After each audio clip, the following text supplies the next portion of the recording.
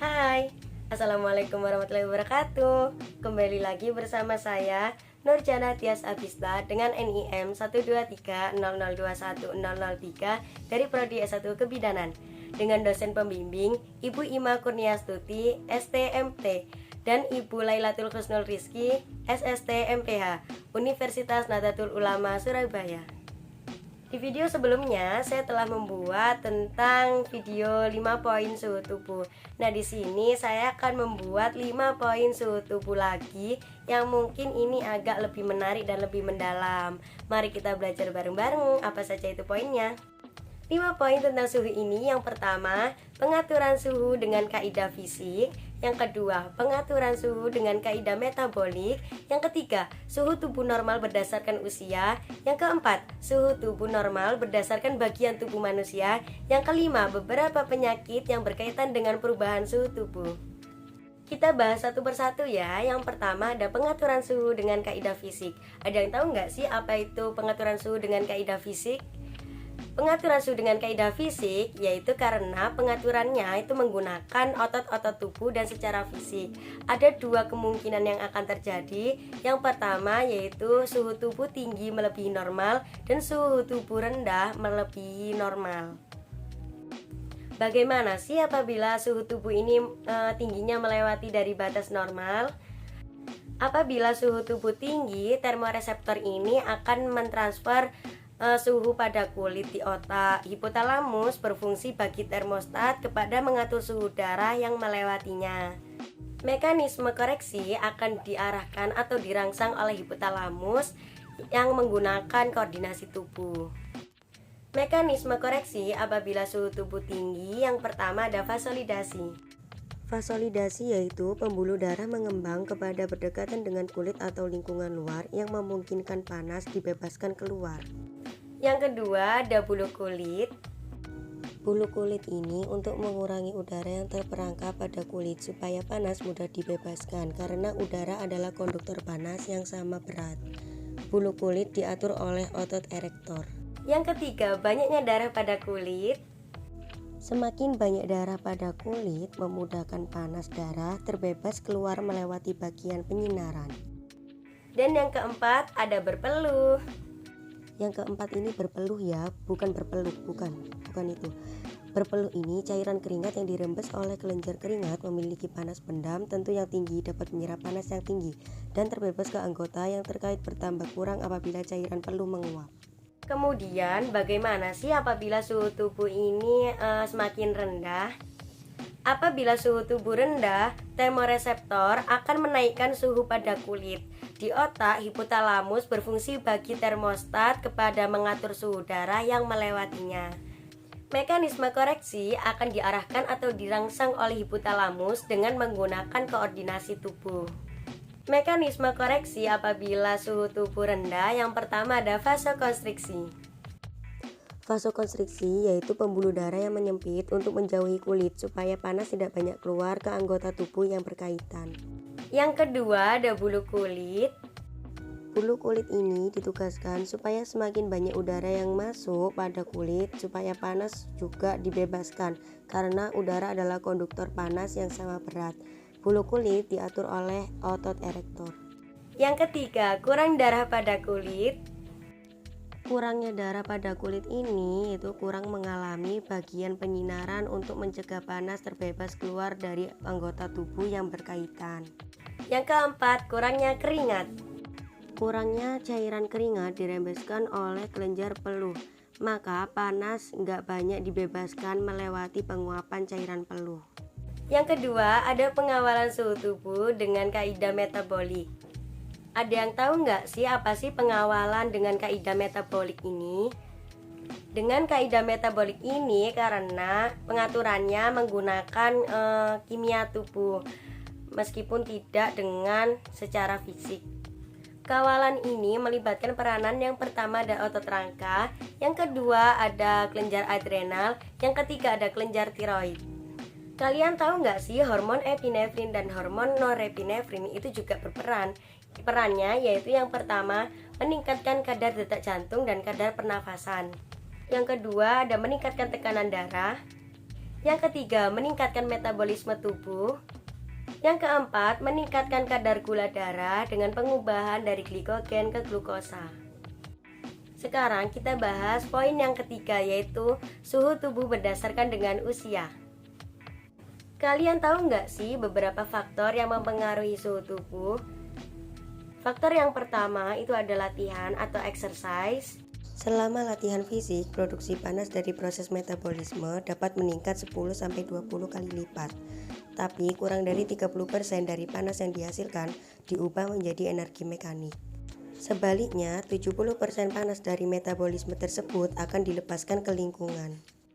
Panas mulai menumpuk di dalam tubuh ketika mekanisme kehilangan panas tidak mampu mengatasi banyaknya produksi panas dari proses metabolisme, yang kemudian akan mengarah ke peningkatan suhu tubuh. Yang kedua ada suhu lingkungan. Pada penelitian yang dilakukan oleh Prabjot S. dan kawan-kawan, peneliti melakukan pengukuran suhu dengan melakukan kontrol terhadap suhu ruang.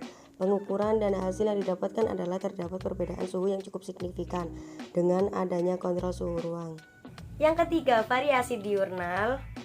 Tubuh mempunyai jam biologis yang dikenal dengan ritme sirkadian dan diatur oleh hipotalamus. Ritme ini dapat mempengaruhi perilaku dan pola fungsi biologis utama.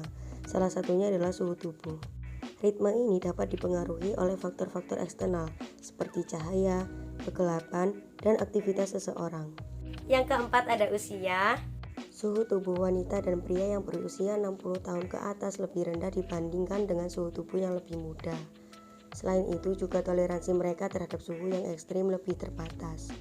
Regulasi suhu tubuh tidak tergantung pada organ tunggal, melainkan melibatkan hampir semua sistem tubuh. Seiring dengan lanjutnya usia, sistem-sistem di dalam tubuh akan menurun fungsinya. Begitu juga dengan sistem yang mengatur suhu tubuh. Yang kelima, jenis kelamin. Pada laki-laki terdapat hormon testosteron yang tinggi. Hal ini mengakibatkan peningkatan tingkat metabolisme di dalam tubuh. Pada wanita, suhu cenderung meningkat ketika sedang menstruasi atau haid. Dan ketika sedang ovulasi terjadi peningkatan suhu 0,3 sampai 0,5 derajat Celcius pada pagi hari. Ini diakibatkan oleh produksi hormon progesteron. Yang keenam ada hormon tiroid. Hormon tiroid merupakan salah satu hormon yang dapat mempengaruhi suhu tubuh karena perannya dalam mengatur tingkat metabolisme basal tubuh. Yang ketujuh ada kelembapan udara.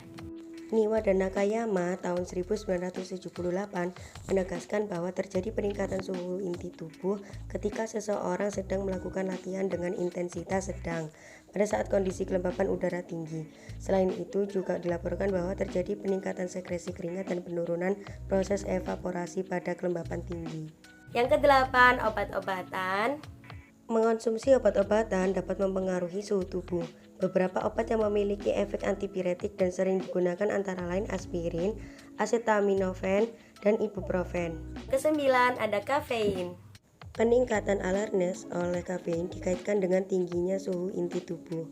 Peningkatan suhu inti tubuh ini diakibatkan oleh vasokonstriksi dari pembuluh darah yang merupakan efek dari kafein. Yang ke-10 itu merokok. Merokok dapat mempengaruhi suhu tubuh, namun hal ini tergantung jumlah rokok yang dihisap per minggu. Seorang perokok berat akan mengalami perubahan terbesar dalam aliran darah perifer akibat pengaruh nitrous oksida terus-menerus. Nah, sebagian orang mungkin berpikir ya, berapa sih suhu tubuh normal? Apa mungkin 37 derajat Celcius ya? Apa itu sudah dikatakan normal?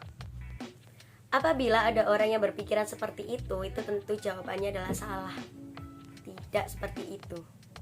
Dari hasil penelitian, rata-rata suhu tubuh normal pada manusia itu berbeda-beda. Contohnya pada bayi dan anak, itu suhu tubuh normalnya itu 36,6 derajat Celcius sampai dengan 37,2 derajat Celcius.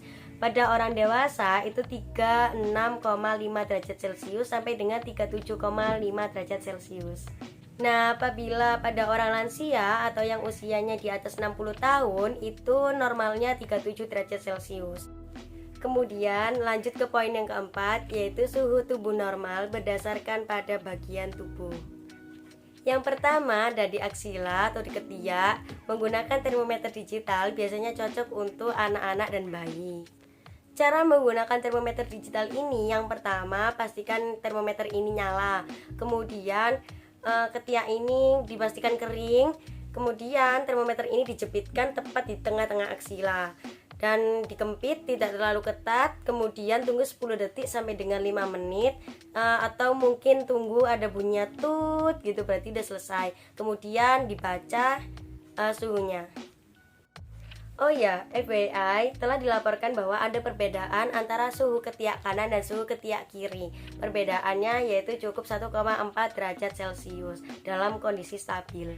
Yang kedua yaitu ada di oral atau di mulut. Menggunakan termometer digital biasanya cocok digunakan untuk anak di atas usia 5 tahun. Bagaimana sih cara menggunakan termometer di oral atau di mulut? Yaitu pastikan yang pertama termometer ini tuh nyala. Kemudian letakkan ujung termometer seperti misalkan contoh ini pulpen ya. Ujungnya itu menghadap ke belakang. Kemudian diletakkan sisi lidah bagian kanan atau kiri. Kemudian tunggu sampai 10 detik atau 5 menit. Atau mungkin nunggu ada bunyi tut, yaitu berarti sudah selesai. Tinggal dibaca berapa suhunya.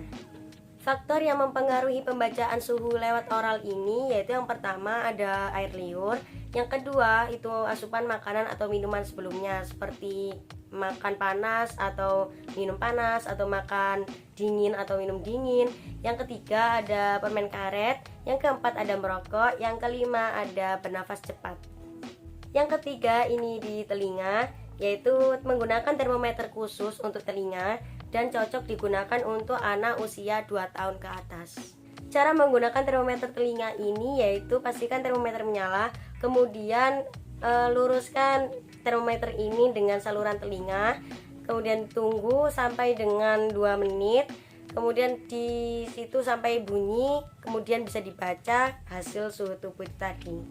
Kemudian yang keempat ada rektal atau rektum, yaitu cocok digunakan untuk newborn atau bayi baru lahir hingga balita atau sampai dengan orang dewasa.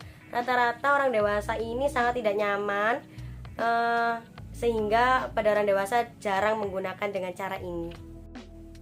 Cara menggunakan termometer ini ke dalam anus yaitu pastikan termometer ini menyala. Kemudian masukkan probe termometer ke dalam anus sedalam 1-2 cm. Kemudian tunggu 10 detik sampai 5 menit, kemudian sampai bunyinya nyala. Kemudian dibaca suhunya, kemudian keluar.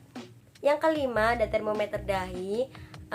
Termometer ini menggunakan infrared atau inframerah dengan menggunakan caranya itu ditembak atau dengan menggunakan jarak tertentu. Kemudian poin yang kelima yaitu penyakit yang berkaitan dengan suhu tubuh. Jadi ada beberapa penyakit yang berkaitan dengan suhu tubuh. Yang pertama ada demam. Menurut Surina, dalam Hati Ini tahun 2015, demam adalah proses alami tubuh untuk melawan infeksi yang masuk ke dalam tubuh kita ketika suhu tubuh kita itu meningkat atau melebihi dari suhu tubuh normal. Demam juga bisa disebabkan oleh mekanisme panas karena tidak sanggup untuk mempertahankan kecepatan pengeluaran produksi panas, sehingga menyebabkan suhu di dalam tubuh kita menjadi tidak normal. Demam pada anak sebagian besar merupakan akibat dari perubahan pusat panas atau termoregulasi di hipotalamus. Yang kedua ada hipertermi. Hipertermi merupakan peningkatan suhu tubuh kita atau sehubungan dengan ketidakmampuan tubuh kita untuk meningkatkan produksi panas atau menurunkan produksi panas. Yang ketiga ada hipotermi. Yang ketiga ini ada hipotermi, bukan hipertermi tapi hipotermi. Hipotermi merupakan pengeluaran panas akibat paparan secara terus-menerus. Hipotermi dapat mempengaruhi kemampuan tubuh untuk memproduksi panas. Yang keempat, kelelahan akibat panas. Kelelahan akibat panas terjadi akibat dari kehilangan cairan dan elektrolit yang secara berlebihan. Kelelahan akibat panas juga dapat disebabkan oleh lingkungan sekitar kita yang mungkin terlalu panas. Tanda dan gejala kekurangan volume cairan dalam tubuh kita merupakan hal yang umum selama kelelahan akibat panas. Kemudian yang terakhir yaitu yang kelima ada heat stroke. Lingkungan dengan suhu yang tinggi juga dapat mempengaruhi mekanisme pengeluaran panas. Kondisi ini biasanya disebut dengan heat stroke. Penderita dari heat stroke ini tidak berkeringat karena kehilangan elektrolit dan malafungsi hipotalamus. Heat stroke dengan suhu tubuh yang melebihi dari 40,5 derajat Celcius dapat mengakibatkan kerusakan jaringan pada sel dari semua organ dalam tubuh. Sekian video saya, apabila ada kekurangan atau kesalahan kata mohon dimaafkan. Semoga ilmunya bermanfaat untuk kita semua. Bye bye.